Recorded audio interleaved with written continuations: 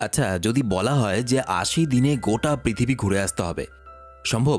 হ্যাঁ, এখনকার দিনে হতেই পারে। কারণ এখন বিভিন্ন গতিসম্পন্ন যানবাহন আছে, প্লেন আছে, অনেক কিছু আছে। কিন্তু যদি বলি আজ থেকে ১২১ বছর আগে গোটা পৃথিবীকে ৮০ দিনে ঘুরে আসতে, ব্যাপারটা কিন্তু অসম্ভব ছিল। কারণ তখন এত উন্নত মানের যানবাহন ছিল না এবং এরোপ্লেন তো তখন আবিষ্কারই হয়নি। কিন্তু একটা চোর যে কিনা চীন থেকে চুরি করতে এসেছিল, সেই চোর এবং একটা বিজ্ঞানী এই অসম্ভবকে সম্ভব করার দায়িত্ব তুলে নেয়। তারা কি শেষ পর্যন্ত ১২১ বছর আগে মাত্র ৮০ দিনে পৃথিবী ঘুরে আসতে পেরেছিল? এবং কেনই বা গিয়েছিল? তারপর কি হলো? হ্যালো, তোমরা দেখছো এক্সপ্লেইন টিভি বাংলা। আজকের movie around the world in ৮০ days. Movie শুরু হয়, দেখা যায় ব্যাংক অফ ইংল্যান্ড নামে একটা ব্যাংকে একজন চোর চুরি করে পালাচ্ছে আর পুলিশ তাকে তাড়া করছে। পুলিশের হাত থেকে বাঁচার জন্য ওই চোর লুকিয়ে একটা পাঁচিলের ওপারে থাকা গাছের ওপরে উঠে পড়ে। এরপর সে দেখে একজন বিজ্ঞানী তার কর্মচারীকে একটা আজব ধরনের গাড়ির চালক বানিয়ে অনেক দ্রুত গতি সম্পন্ন একটা গাড়ি বানানোর পরীক্ষা নিরীক্ষা করছে। কিন্তু তার কর্মচারী এই আজব পরীক্ষায় বিরক্ত হয়ে কাজ ছেড়ে চলে যায়। সেই সময় কোনো দ্রুত গতিসম্পন্ন অত্যাধুনিক গাড়ি বা কোনো প্লেন, হেলিকপ্টার মানে কোনো আকাশযানের আবিষ্কার হয়নি। মানুষ ঘোড়ার গাড়ি করে বা জাহাজে করে কিংবা মানুষে টানা গাড়ি করে যাতায়াত করত। পুলিশের হাত থেকে বাঁচতে গিয়ে ঘটনাচক্রে ওই চোরটা ওই বিজ্ঞানীর মুখোমুখি হয়ে যায় আর নিজেকে পুলিশের হাত থেকে বাঁচিয়ে রাখার জন্য ওই চোরটা বিজ্ঞানীকে বলে, আমি আপনার এই গাড়ির চালক হিসাবে চাকরি করতে রাজি আছি। আর বিজ্ঞানী এতে রাজি হয়ে যায়। সেই ওই চোরটাকে একটা অদ্ভুত বিশাল পাইপ দিয়ে আটকানো একটা গাড়িতে বসিয়ে ঢেউ খেলানো গোল লাইনের চারদিকে পাক খাওয়াতে শুরু করে।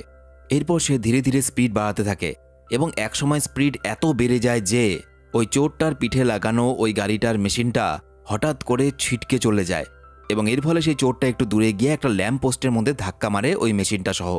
দেখানো হয় ইংল্যান্ডের রয়্যাল একাডেমি অফ সায়েন্স। এই রয়্যাল একাডেমি অফ সায়েন্স হলো বিজ্ঞানীদের একটা সংস্থা। নতুন নতুন কোনো আবিষ্কার যদি কোনো বিজ্ঞানী করে, সেটা প্রথমে রয়্যাল একাডেমি অফ সায়েন্সে দেখাতে হয় এবং এখানকার প্রধান হলো লর্ড কেলভিন। কেলভিন কিন্তু প্রচণ্ড দাম্ভিক এবং চালাক প্রকৃতির মানুষ। ছোটোখাটো ভুলের জন্য বিভিন্ন বিজ্ঞানীকে সে বিশাল বিশাল শাস্তি দিয়েছে এবং তার মুখ থেকেই জানা যায় আসলে তিনি ব্যাংকে একটা লাফিং বুদ্ধর মূর্তি চুরি করে রেখেছিলেন, যেই মূর্তিটা জেনারেল ফ্র্যাঙ্কস নামে একজন মহিলা তাকে এনে দিয়েছিল। এই চাইনিজ মহিলা কিন্তু বেশ গুন্ডা প্রকৃতির মহিলা। ও মেয়ে তো গুন্ডা না, গুন্ডি হবে। তো সেই ইতিমধ্যে মূর্তি চুরি হয়ে যাওয়ার খবর পেয়ে সেই সায়েন্স একাডেমিতে পৌঁছায়। লর্ড কেলভিন তাকে জানায় এই ব্যাংক থেকে চুরি হওয়া এত সহজ ব্যাপার নয়, কিন্তু যে চুরি করেছে সে প্রচণ্ড বুদ্ধির সঙ্গেই চুরিটা করেছে। তাই হতে পারে এটা তোমারই কোনো শত্রুর কাজ, এটা কোনো সাধারণ চোরের কাজ নয়। এবং তাদের কথাবার্তা থেকে স্পষ্ট হয়ে যায় ওই বুদ্ধ মূর্তিটা এই মহিলারও নয়। এই মহিলা এবং কেলভিন দুজনে মিলে বুদ্ধি করে চুরি করে ওই মূর্তিটা কোথাও একটা থেকে নিয়ে এসেছিল এবং ব্যাংকে রেখেছিল এবং এরপর তাদের চুরি করা বৌদ্ধ মূর্তিটা একটা চোর চুরি করে নিয়ে গেছে। অর্থাৎ চোরের ওপর কেউ বাটপাড়ি করেছে, আর এই বাটপাড়টা আর কেউ নয়, এটা হলো মুভির প্রথম দৃশ্যে দেখানো সেই চোর। দেখা যায় বিজ্ঞানীর বাড়ি। বিজ্ঞানীর নাম মিস্টার ফগ। তার বাড়ি এক বিশাল গবেষণাগার। সে চোরটাকে জিজ্ঞেস করে, তোমার তো নামটাই জিজ্ঞেস করা হয়নি, কি নাম তোমার? সে বলে, আমার নাম পাসপোর্ট 2। এরপর বিজ্ঞানী তাকে একটা ঘরে নিয়ে যায় এবং বলে, আমি পৃথিবীর মধ্যে এমন একটা আবিষ্কার করতে চলেছি যেটা দিয়ে আকাশে ভাসমান যান তৈরি করা সম্ভব।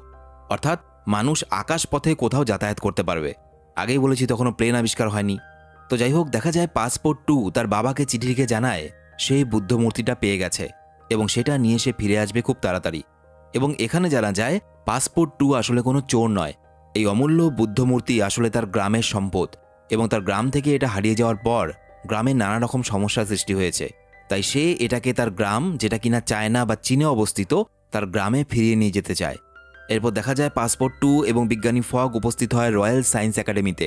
সেখানে গিয়ে বিজ্ঞানী ফগ লর্ড কেলভিনকে জানায়, আমি এমন একটা যান তৈরি করতে চলেছি যার দ্বারা মানুষ প্রতি ঘন্টায় 50 মাইল পর্যন্ত দূরত্ব অতিক্রম করতে পারবে। তার এসব কথা শুনে কেলভিন সবার সামনে তাকে নিয়ে মজা শুরু করে। এই সময় কেলভিন ফগকে বলে, তো তোমার গতিবিদ্যা নিয়ে তুমি অনেক অহংকার করো, বলো তো এখানে যে মূর্তিটা চুরি হয়েছে সেই চোরটা আসলে একটা চাইনিজ, কারণ চায়না থেকে মূর্তিটা নিয়ে আসা হয়েছিল। তো সে যদি মূর্তিটা চুরি করে তার চায়নাতে ফিরতে আর কতদিন লাগবে?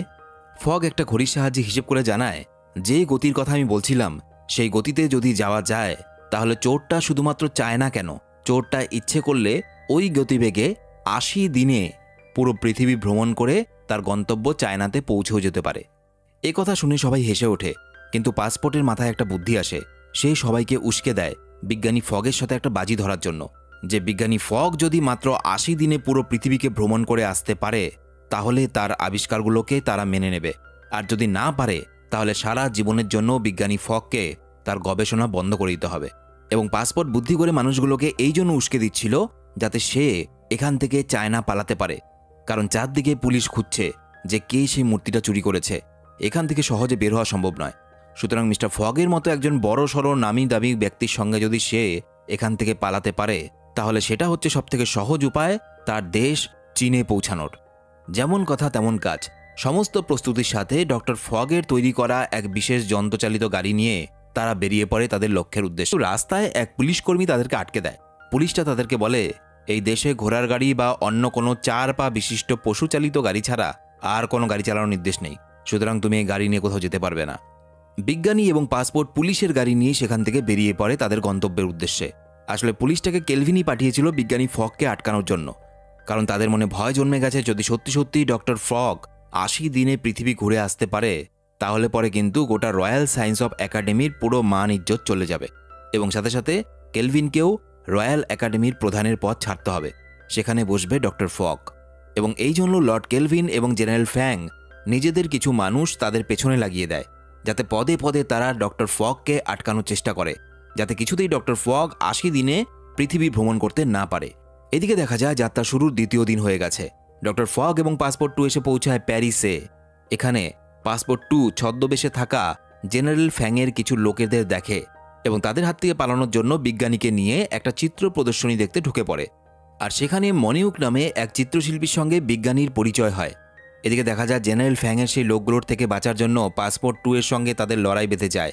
পাসপোর্ট 2 কিন্তু মার্শাল আর্টে প্রচণ্ড পারদর্শী ছিল। সে বেশ ভালো ক্যারাটে জানে। সে সমস্ত একাই গুন্ডাদেরকে কুপঘাত করে দেয়।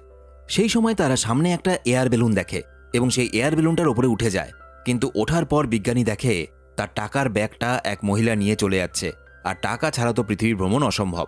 এবং তার জন্য পাসপোর্ট 2 আবারও বাধ্য হয়ে নিচে নামে ওই ব্যাগটা নিয়ে আসার জন্য, কিন্তু ব্যাগটা ফেরত নিয়ে আসার সময় সে চাইনিজ গুন্ডাদের কবলে পড়ে যায়।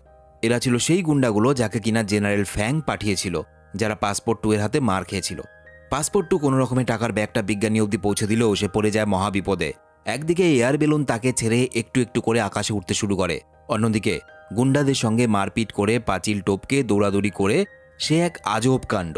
পাসপোর্ট তখন না পারছে গুন্ডাগুলোকে এড়াতে, আর না পারছে বেলুনের ছুটে যাওয়া দড়িটাকে ধরতে। অবশেষে পাসপোর্ট একটা মানুষের টানা গাড়ির ওপরে উঠে দড়ির নাগাল পেয়ে এদিক ওদিক বাড়ি খেতে খেতে আটকে গিয়ে নিজের প্যান্টটা পর্যন্ত খুলে যায়। হ্যাঁ, এবং অনেক চেষ্টার পর সে এয়ার বেলুনের বাস্কেটের মধ্যে প্রবেশ করে। এরপরের দৃশ্যে দেখা যায় যে তারা একটা ট্রেনে বসে আছে। এখানে বলে রাখি, মনিককে সাথে নিয়ে যাওয়ার ইচ্ছে ছিল না বিজ্ঞানীর, কিন্তু সে জোর করে তাদের সাথে আসায় বিজ্ঞানী রাগ হয়ে সেখান থেকে উঠে চলে যায়। এই সুযোগে মনিক পাসপোর্টকে বলে, আমি তোমার সব চালাকি ধরে ফেলেছি। তুমি এই বিজ্ঞানীকে কোনোভাবে ভুলিয়ে ভালিয়ে পৃথিবী ভ্রমণে নিয়ে এসেছো যাতে তুমি তোমার দেশ চায়নায় ফিরে যেতে পারো, কারণ আমি তোমার সম্বন্ধে জানি তুমি ইংল্যান্ডের অধিবাসী নও, তুমি চায়নার অধিবাসী। পাসপোর্ট বাধ্য হয়ে তাকে বুদ্ধ মূর্তি বিষয়ে সমস্ত কথা জানায় এবং বলে, এই মূর্তিটা আমার গ্রামের জন্য পবিত্র এবং শুভ, তাই এই মূর্তিটা আমি গ্রামবাসীকে ফিরিয়ে দেব। আর এই মূর্তিটা প্রচুর দামি, তাই একজন মহিলা এই মূর্তিটার পেছনে পড়ে আছে, যার গুন্ডাদের হাত থেকে আমি পালিয়ে বেড়াচ্ছি। এসব জানার পরে মনিক বলে, ঠিক আছে, আমি তোমার রহস্য আড়ালে লুকিয়ে রাখবো, কাউকে জানাবো না, কিন্তু তার বদলে আমাকে তোমাদের সাথে পৃথিবী ভ্রমণে নিতে হবে। এরপর দেখা যায় মনিক বিজ্ঞানীকে খুশি করার জন্য ট্রেনের চালকদের কোনোভাবে পটিয়ে ট্রেনের গতি বাড়িয়ে নেয় যাতে দ্রুত বিজ্ঞানী তার পৃথিবী ভ্রমণ সম্পন্ন করতে পারে। এদিকে ট্রেনের মধ্যে কিছু পুলিশ ছিল যারা কিনা পাসপোর্টকে দেখে চিনতে পারে যে এই সেই বুদ্ধ মূর্তিটা চুরি করেছিল। পাসপোর্ট নিজেকে বাঁচাতে তার গায়ে গরম জল ছিটিয়ে কোনো রকমের পুলিশগুলোর হাত থেকে রক্ষা পায়। এদিকে দেখতে দেখতে 10 দিনের মাথায় তারা এসে পৌঁছায় তুর্কি পেরিয়ে ইস্তাম্বুলে। সেখানে পৌঁছতেই সেখানকার রাজা তাদের মহলে আমন্ত্রণ জানায়। অনিচ্ছা সত্ত্বেও রাজার আদেশ মানতে তারা সেখানে যেতে বাধ্য হয়। তারা রাজার মহলে আসতেই মনিককে দেখে রাজা মুগ্ধ হয়ে যায় এবং রাজার পছন্দ হয়ে যায়। হ্যাঁ, রাজা একটু নারী পিপাসু টাইপের ছিল। রাজা তাদেরকে ভালোই সেবা যত্ন করে, কিন্তু তারা যাবার কথা বলতেই রাজা বলে, আমি মনিককে বিয়ে করতে চাই। বোঝো ব্যাপার। তার এই কথা শুনে তিনজনেই বেশ ঘাবড়ে যায়, আর রাজার কথায় সম্মতি না দিলে রাজা তার সৈন্য সামন্ত নিয়ে তাদেরকে আটকায়। তখন তারা এক অদ্ভুত বুদ্ধি বের করে। প্রথমত তারা মনিককে রেখে চলে যেতে চাইলে রাজা দুজনকে ছেড়ে দেয়।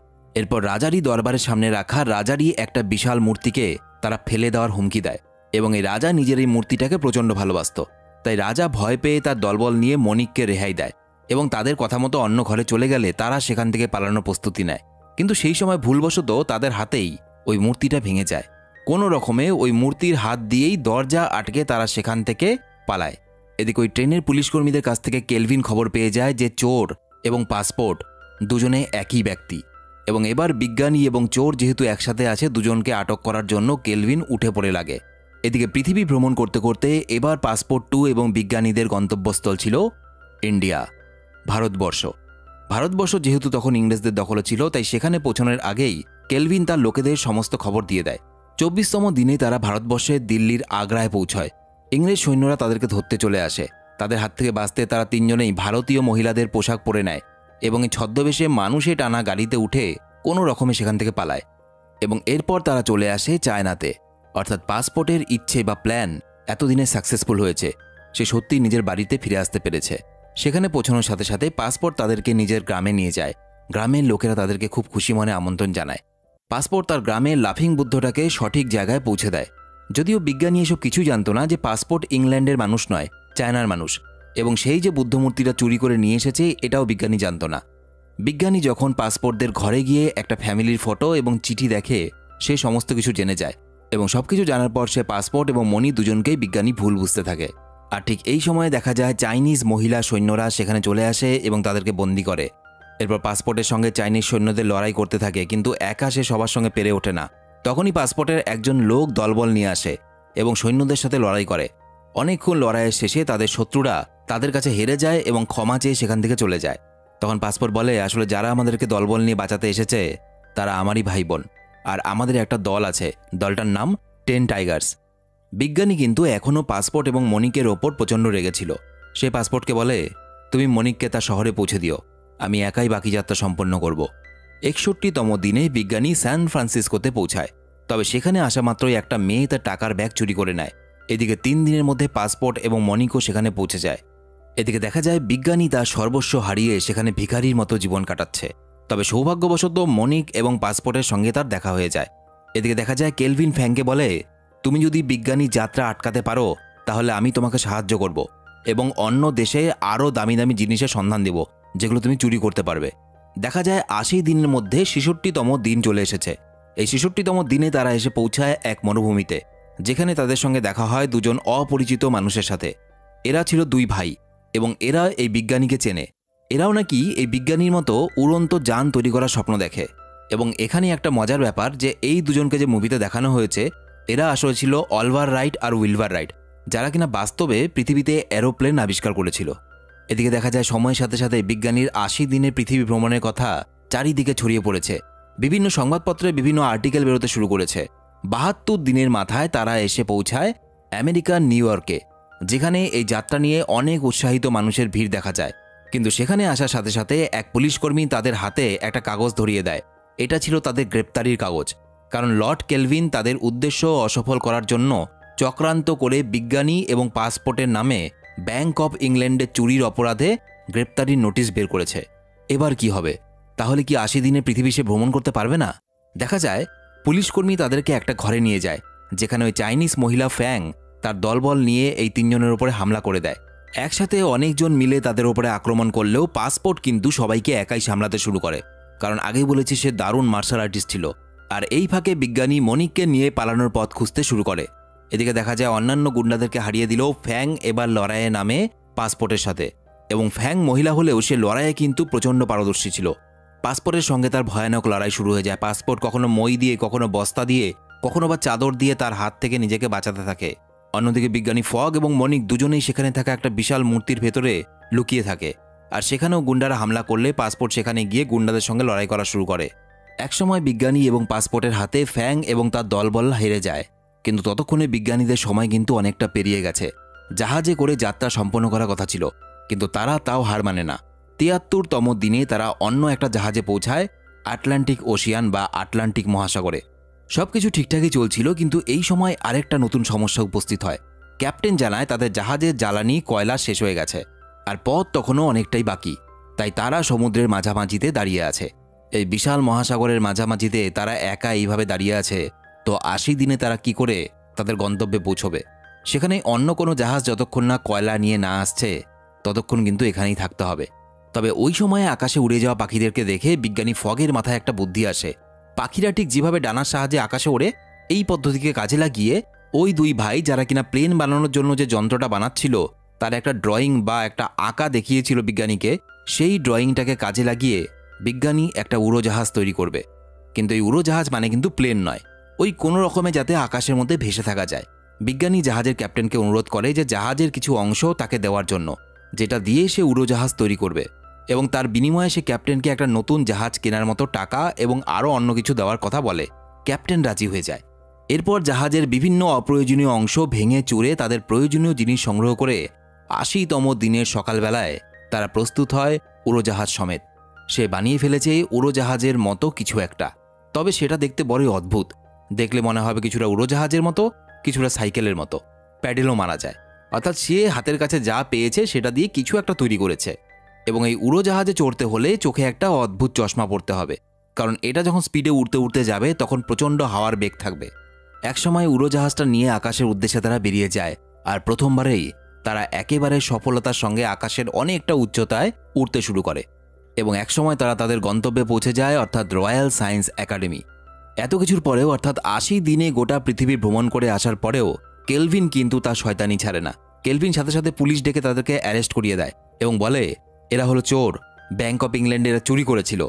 কিন্তু সেই সময় কেলভিনেরই একজন পুলিশকর্মী কেলভিনের আসল প্ল্যানের কথা সবাইকে বলে দেয়, এবং সেখানে ইংল্যান্ডের রানীও এসে পৌঁছায়, কারণ তিনি দেখতে চেয়েছিলেন যে 80 দিনে কোন মানুষটা পৃথিবী ভ্রমণ করে এসে পৌঁছেছে। রানী বিজ্ঞানীর এই নতুন আবিষ্কার দেখে খুবই খুশি হন, এবং ইংল্যান্ডের রানী বিজ্ঞানী ফগকে রয়্যাল একাডেমি অফ সায়েন্সের প্রধান বলে ঘোষণা করে। পুরো শহর তাদের এই খুশিতে আনন্দ করতে শুরু করে, আর মুভিটা এখানেই শেষ হয়ে যায়। তো জ্যাকি চ্যানের দারুণ সব অ্যাডভেঞ্চার মুভিগুলোর মধ্যে থেকে একটা মুভিকে আজকে এক্সপ্লেন করলাম। তোমরা যদি জ্যাকি চ্যানের আরও মুভির এক্সপ্লেন দেখতে চাও কমেন্টে অবশ্যই লিখে জানাবে আমায়। ভিডিওটা ভালো লেগে থাকলে ভিডিওতে একটা লাইক করে দিও। তোমরা আমার সাথে সরাসরি কথা বলতে পারো ফেসবুক, ইনস্টাগ্রামে, লিঙ্ক ভিডিওর নিচে ডেসক্রিপশনে দেওয়া আছে। দেখা হচ্ছে পরের ভিডিওতে। সবাই খুব ভালো থেকো।